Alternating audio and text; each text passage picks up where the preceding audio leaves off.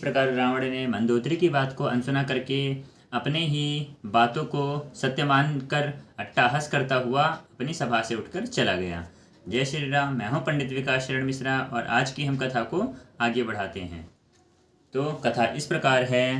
कंपना भूमि न मरुत विशेषा, अस्त्र शस्त्र कछु नयन न देखा, सोचे सब निज हृदय मझारी, असगन भयो भयंकर भारी। ना भूकंप हुआ, ना बहुत जोर की हवा आंधी चली, ना ही कोई अस्त्र शस्त्र ही नेत्रों से देखे गए। फिर ये छत्र, मुकुट और कर्णफूल कैसे कटकर गिर गए? और सभी ने अपने हृदय में सोच रहे हैं कि यह भयंकर बड़ा अपशकुन हो गया।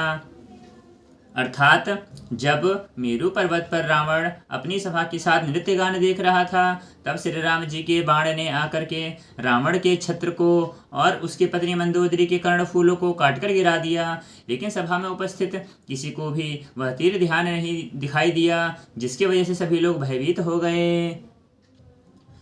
10 मुख देखी सभा भय पाई, बेसी बचन कह जुगति बनाई, सिरे उगिरे संतत शुभ जाहि, मुकुट परे कस अस गंताहि।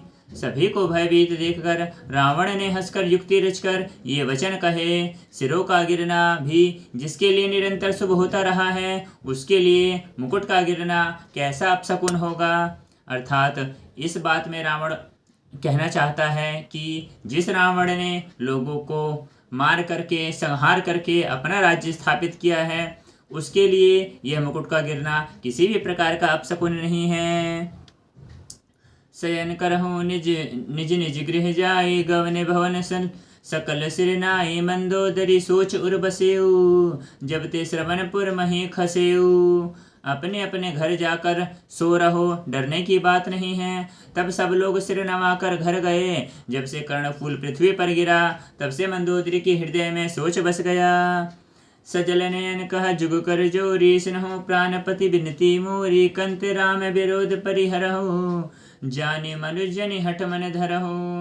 नेत्रों में भयंकर जल भर करके और दोनों हाथ जोड़ करके रावण से विनती करते हुए वो बोलती है, हे प्राणनाथ, मेरी विनती सुन लीजिए। हे प्रियतम, प्रभु श्री राम से विरोध छोड़ दीजिए। उसने मनुष्य जानकर मन में हठ ना पकड़े रहिए। विश्वरूप रघुवंश मने, करहु बचन विश्वासु, लोक कल्पना वेद कर, अंग अंग प्रतिजाशु। मेरे इन वचनों पर विश्वास कीजिए कि वे रघुकुल के शिरोमणि श्री रामचंद्र जी विश्व रूप हैं। यह सारा विश्व ही उन्हीं का रूप है। वेद जिनके अंग अंग में लोगों की कल्पना करते हैं। और इसके पश्चात मंदोदरी ने श्री रामचंद्र जी के समस्त गुणों की अच्छे से वर्णन किया, जो कि इस प्रकार हैं। पद पाताल शीस अज धामा, अपर लोक अंग अंग विश्रामा, भृट्टि विलास भयंकर काला, नयन दिवाकर कचगन घाला।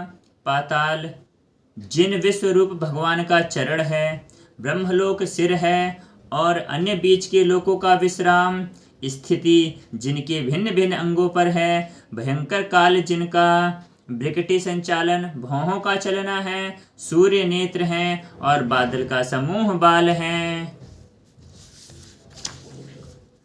जासु घ्राण अश्वनि कुमारा, निज अरु दिवस निमेष अपारा, श्रवण दिशा 10 वेद बखानी, मारुत श्वास निगम निज बानी। अश्वनी कुमार जिनकी नासिका है, रात और दिन जिनके अपार निपेश, पलक मारना और खोलना है, 10 दिशाएं कान हैं, ऐसा वेद कहते हैं। वायु श्वास है और वेद जिनकी अपनी वाणी है। अधर लोभ जम दसन कराला, माया हास बाहु दिक्पाला, आनन अनल अम्बुपति जीहा, उत्पत्ति प्रलय पालन प्रलय समीहा। लोभ जिनका अधर होठ है, यमराज भयानक दांत हैं, माया जिनकी हंसी है, दिक्पाल भुजाएं हैं, अग्नि मुख है, वरुण जीव है, उत्पत्ति पालन और प्रलय जिनकी चेष्टा और क्रिया हैं। रोमराज अष्टदास भारा, अस्ति शैल सरिता नस जारा, उदर उद्दी अगधो जातना, जगमय प्रभु कर बहु कल्पना। 18 प्रकार की असंख्य वनस्पतियाँ जिनकी रोम वाली हैं, पर्वत उनकी अस्थियाँ हैं, नदियाँ नसों में बहने वाला जल है, समुद्र उनका पेट है और नरक जिनकी नीचे की इंद्रियां हैं। इस प्रकार प्रभु विश्वमय हैं, अधिक कल्पना ऊहापोह क्या ही की जाए। अहंकार से बुद्धि अज, मनस से चित्त महान, मनुज बास सराचर रूप, राम भगवान। और शिव जिनका अहंकार है, ब्रह्मा बुद्धि है, चंद्रमा मन है और महान विष्णु ही चित्त है, उन्हीं चराचर रूप भगवान श्री राम जी ने मनुष्य रूप में निवास किया है।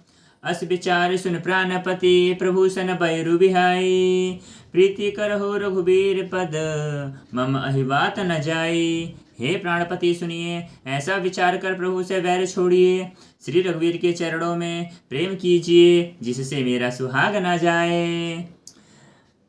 फिर रावण हंसता हुआ सबसे महत्वपूर्ण वचन बोलता है और स्त्री के सबसे संपूर्ण और महत्वपूर्ण गुणों में से एक का वर्णन करता है। तो ध्यान से इसको सुनिएगा। बेसनारी बचन सुनि काना, अहो मोह महिमा बलवाना, नारी स्वभाव सत्य सब कहीं, अवगुण आठ सदा उर रहे। पत्नी के वचन कानों से सुनकर रावण खूब हंसा और बोला, अज्ञान की महिमा बड़ी बलवान है। स्त्री का स्वभाव सब सत्य ही कहते हैं कि उसके हृदय में 8 अवगुण होते हैं, जो कि इस प्रकार हैं। साहस अनृत चपलता माया, भय अविवेक अशौच अदाया, रिपकर रूप सकल तय गावा, अति विशाल भय मोहि सुनावा। साहस झूठ, चंचलता, माया, भय, डरपोकपन, अविवेक, मूर्खता, अपवित्रता और निर्दयता। तूने शत्रु का समग्र विराट रूप गाया और मुझे उसका बड़ा भारी भय सुनाया है। सो सब प्रिया सहज बस तोरे, समझे प्रसाद अब तोरे, जानो प्रिय तोरी चतुराई, यही विधि कहो मोर प्रभुताई। हे प्रिय, यह सब चराचर विश्व तो स्वभाव से मेरे ही वश में है, तेरी कृपा से मुझे यह अब समझ पड़ा है। हे प्रिय, तेरी चतुराई में जान गया तू किस प्रकार इसी बहाने मेरी प्रभुता का बखान कर रही है। तव बत कहे गूढ़ मृगलोचन, समझित सुगत सुनत भय मोचनी, मंदोदरी मन महु अष्ठयऊ, पियहि काल बसमति ब्रह्म भयऊ। हे मृगनयनी, तेरी बातें बड़ी गूढ़ और रहस्य भरी हैं, समझने पर दुख देने वाली और सुनने से भय छुड़ाने वाली है। मंदोदरी ने मन में ऐसा निश्चय कर लिया कि पति को काल वसमति भ्रम हो गया है। यही विधि करत विनोद बहु, प्रात प्रकट दस कंध, सहज असंक लंकापति, सभा गयो मद अंध। इस प्रकार अज्ञानवश बहुत से विनोद को करते हुए रावण को सवेरा हो गया। तब वह स्वभाव से ही निडर, घमंड और लंकापति अंधा होकर के सभा में गया।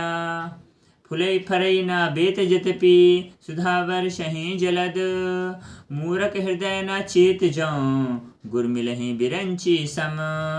यद्यपि बादल अमृत सा जल बरसाते हैं तो भी बेता फूलता फलता नहीं है, इसी प्रकार चाहें ब्रह्मा के समान भी ज्ञानी गुरु मिले तो भी मूर्ख के हृदय में चित ज्ञान नहीं होता।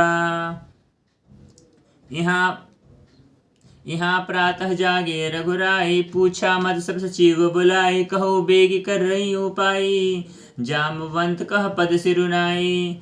यहाँ सुबेल पर्वत पर प्रातः काल श्री रघुनाथ जी जागे। उन्होंने सब मंत्रियों को बुला करके सलाह पूछी कि शीघ्र बताइए अब क्या उपाय करना चाहिए। जाम्बवान ने श्री राम जी के चरणों में सिर नमाकर कहा, सुनी सर्वज्ञ सकल उर्वासी, बुद्धि बल तेज धर्म गुण राशि, मंत्र कहो निज मति अनुसारा, दूत पठाएं बाली कुमारा।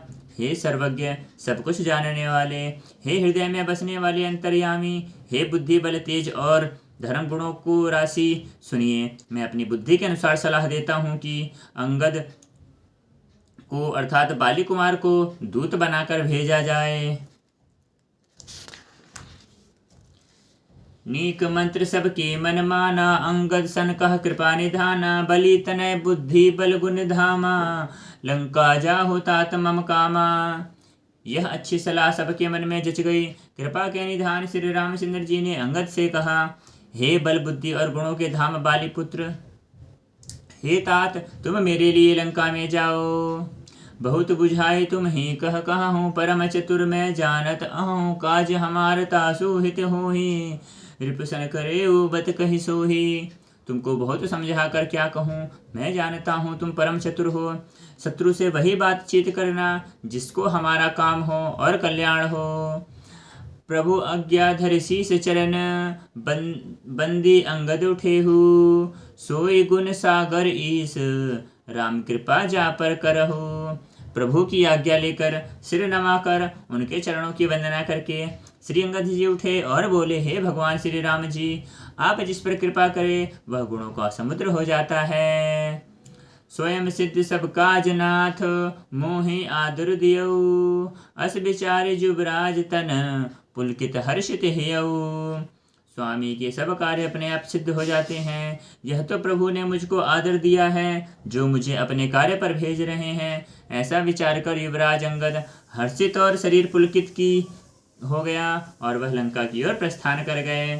अब आगे लंका में पहुंच करके अंगद ने किस प्रकार रावण को समझाया और अंतिम चेतावनी देते हुए वहां पर अपना पैर जमाया और किस प्रकार लंका के सभी जितने भी महान योद्धा थे उनके घमंड को चूर चूर कर दिया, वो हम पढ़ेंगे अगली कथा में। तो अगली कथा को अगर आप सुनना चाहते हैं तो कमेंट में लिखें जय श्री राम। अगर आपको ये चैनल पसंद आ रहा है तो कमेंट में जय श्री राम लिख के अपनी उपस्थिति दर्ज करें और मेरे चैनल को लाइक एंड सब्सक्राइब करें। जय श्री राम।